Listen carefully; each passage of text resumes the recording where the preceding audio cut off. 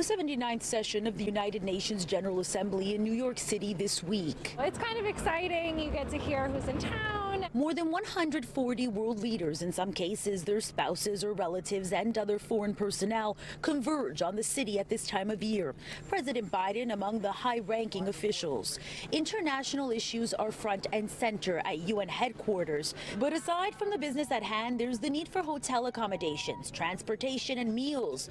This Midtown East restaurant owner says it's a benefit for business. General Assembly brings us a lot of business from all over the world. Among those stopping in for lunch, this man from the UK, a banking professional who tells us he's in town for the UN and familiar with the fabric of the crowd at this time of year. It's almost like an ecosystem, and it's a great opportunity that people meet each other from different cultures, countries. Safety around the city a big concern during the General Assembly. Every year, it's a high-security event. The message here was clear. This year, the NYPD is particularly concerned about protests over the Israel-Hamas war getting out of control near UN headquarters. Police warning violence and vandalism will not be tolerated.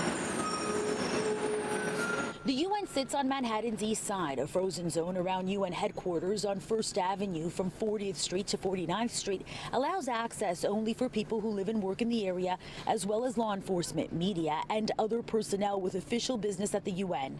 Checkpoints and barricades are in place as the safety of foreign dignitaries is a prime concern. This morning, I left like an hour early before work, and I got there 2 minutes late. This Uber driver has definitely had easier days. To pick up my passenger, it took me like half an hour for like 3 blocks. As part of the security plan, there are road closures in place. The big one, 1st Avenue from 34th to 51st Streets, 42nd Street between 1st Avenue and 2nd Avenue closed, and portions of 44th, 46th, and 48th Streets also shut down.